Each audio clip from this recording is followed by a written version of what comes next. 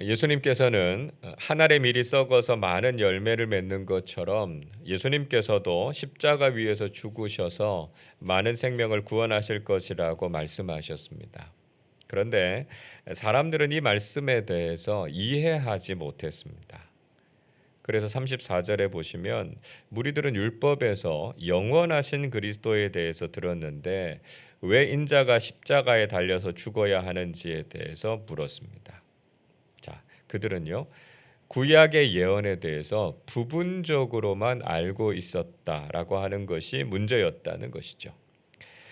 구약에서는 분명히 영원한 제사장이신 그리스도, 그리고 영원한 권세를 가지신 그리스도에 대해서 분명히 예언하고 있습니다.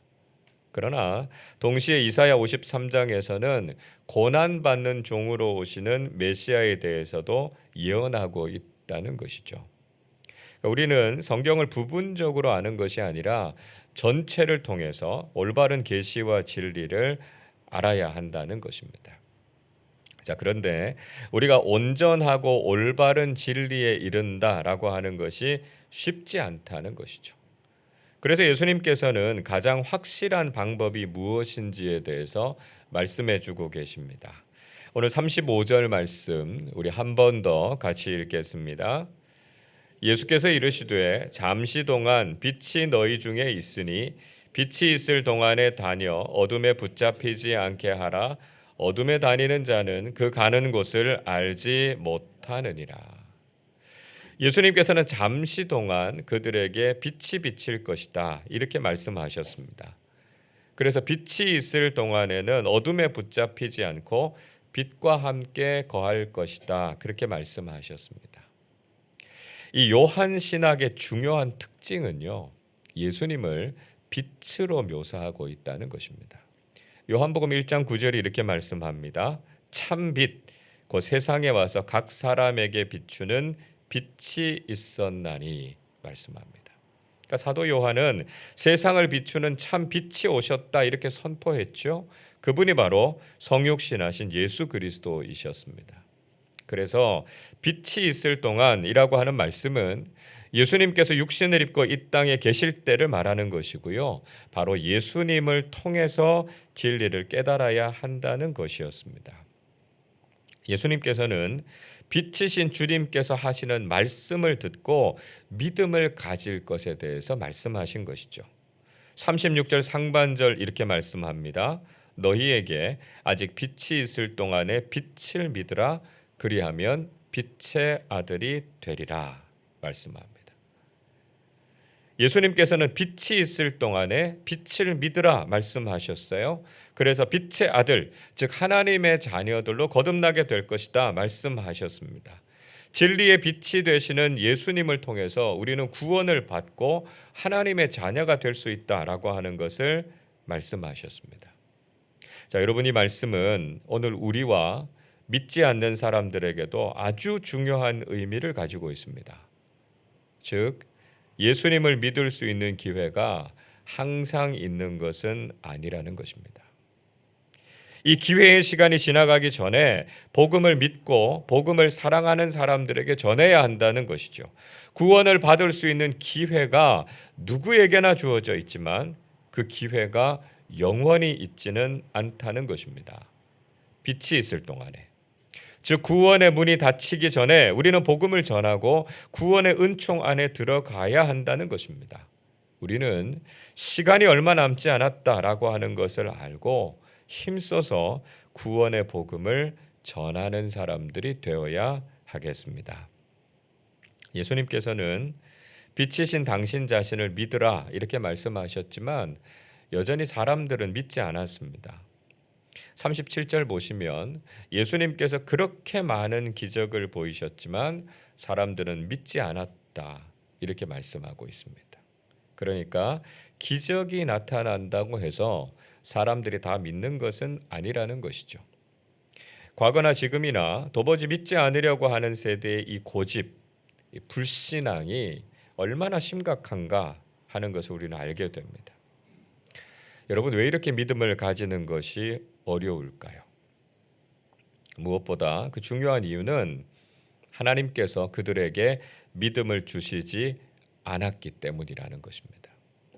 사도 요한은 오늘 이사야 선지자의 말씀을 인용하고 있습니다. 38절을 보십시오. 이는 선지자 이사야의 말씀을 이루려 하심이라. 이르되 주여 우리에게서 들은 바를 누가 믿었으며 주의 팔이 누구에게 나타났나이까 하였더라 말씀합니다. 자, 사도 요한이 이사야 53장 1절을 인용하고 있어요. 하나님의 말씀을 듣고 누가 믿었고 하나님의 구원의 능력이 누구에게 나타났느냐 이렇게 말씀하고 있습니다. 하나님의 말씀이 선포됐고 하나님의 구원의 은총이 드러났지만 여전히 믿지 않는 사람들이 많았다는 것입니다. 사람들이 믿지 않는 이유 무엇 때문이었습니까? 40절이 이렇게 말씀해요. 그들의 눈을 멀게 하시고 그들의 마음을 완고하게 하셨으니 이는 그들로 하여금 눈으로 보고 마음으로 깨닫고 돌이켜 내게 고침을 받지 못하게 하려 함이라 하였음이더라 말씀합니다. 자, 이사야 선지자는 하나님께서 그들의 눈을 보지 못하게 하셨고 그들의 마음을 완고하게 하셨다 이렇게 말씀하고 있습니다. 그래서 그들의 눈을 가리셔서 믿지 못하게 하셨고 말씀을 깨닫지 못하게 하셔서 주님 앞으로 돌아오지 못하게 하셨다 이렇게 말씀하고 있습니다.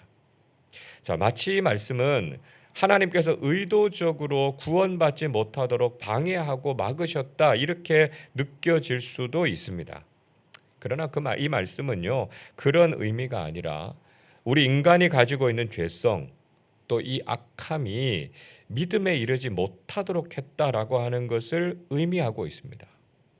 그러니까 인간이 아무리 자신의 노력이나 결단으로 복음을 믿으려고 한다고 해도 그것은 인간의 힘으로 되는 것이 아니다라고 하는 것입니다. 여러분, 믿음은 하나님의 선물입니다.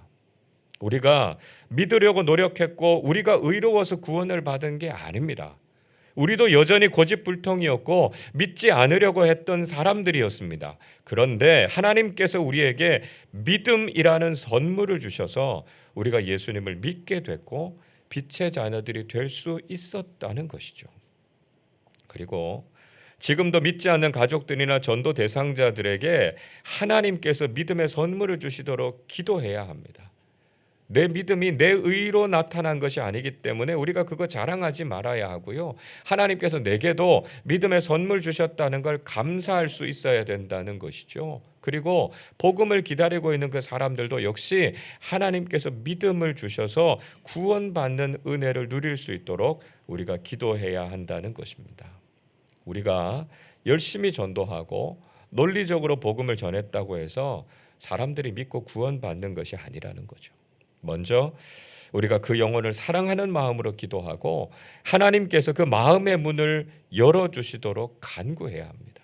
그래서 하나님께서 믿음을 선물로 주시면 반드시 이번 기회에 예수님을 영접하고 하나님의 자녀가 된다는 것이죠.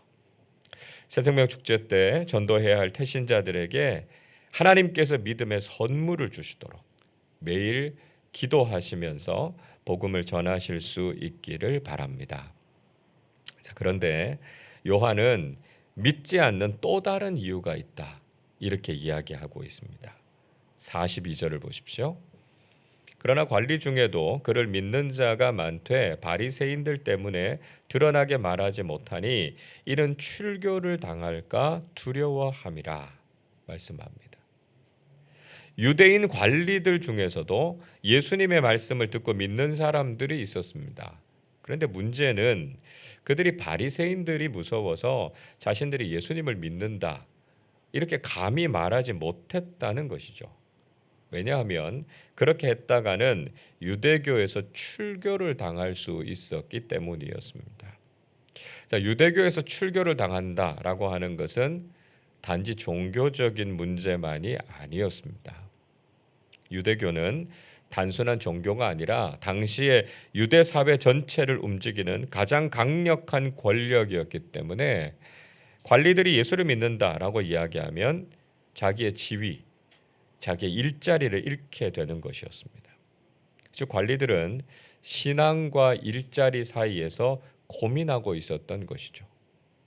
그래서 결과적으로 43절은 이렇게 말씀합니다. 그들은 사람의 영광을 하나님의 영광보다 더 사랑하였더라 없더라 말씀합니다. 사도 요한은 그들이 참된 믿음에 이르지 못한 이유에 대해서 그들이 사람의 영광을 하나님의 영광보다 더 사랑했기 때문이다 이렇게 지적했습니다. 결국 하나님의 영광보다는 세상의 영광을 선택하게 되면 우리가 믿음의 삶을 살지 못한다라고 하는 것을 말씀하고 있는 것이죠. 여러분, 우리가 믿음을 가지고 산다는 것은 세상에서 별로 환영받지 못할 일일 때가 많습니다. 믿음의 사람답게 살고 복음의 가치관을 지키면서 살려고 하면 세상에서 곤란하고 힘든 일들을 겪게 되고요. 손해를 보아야 할 때도 있습니다. 우리는 이런 상황이 바로 믿음의 시험대라고 하는 것을 알아야 합니다. 우리가 그리스도인이라면 세상의 영광이 아니라 하나님 나라의 영광을 선택하는 사람들이 되어야 한다는 것이죠. 그런데 적지 않은 그리스도인들이 세상의 영광을 누리고자 해서 하나님 나라의 영광을 포기해 버리는 경우가 있다는 것입니다. 적당히 세상에 타협해서 입술로는 예수님을 믿는다고 하면서도 실제 삶에서는 자신의 신앙을 감추면서 사는 경우가 많습니다.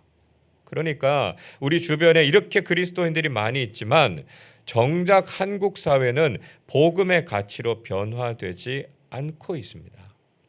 우리가 하나님의 영광보다 세상의 영광을 더 사랑하면 결국은 믿음을 잃게 되고 주님을 떠나게 된다는 것이죠. 우리가 비록 힘겹고 손해를 겪을 수도 있지만 믿음의 사람답게 결단하고 선택하는 삶을 살아야 한다는 것입니다. 여러분, 지금은 복음의 빛이 여전히 우리를 향하고 있을 때입니다. 우리 주님께서는 육신으로 이 땅에 계시지 않지만 주님의 영이신 성령님께서 지금도 구원받을 자들을 부르고 계십니다. 빛이 있을 동안에, 즉 아직 구원의 문이 닫히지 않았을 동안에 우리도 참된 믿음을 가져야 하겠고 사랑하는 사람들에게도 복음을 전하면서 살아야 하겠습니다. 하나님께서 우리에게 믿음을 선물로 주신 것처럼 그분들에게도 믿음의 선물을 주셔서 속히 예수를 믿고 하나님 자녀가 될 수 있도록 기도하시기를 바랍니다. 우리가 이 땅을 살아가면서도 세상의 영광이 아니라 하나님 나라의 영광을 사랑해서 믿음의 사람들과 빛의 자녀들답게 살아가시기를 주님의 이름으로 축원합니다. 기도하겠습니다. 사랑원회가 풍성하신 하나님 아버지, 하늘의 밀이 되셔서 십자가 위에서 들리시기까지 우리에게 구원의 은혜를 베풀어 주신 예수 그리스도를 이 땅에 보내주심을 감사드립니다.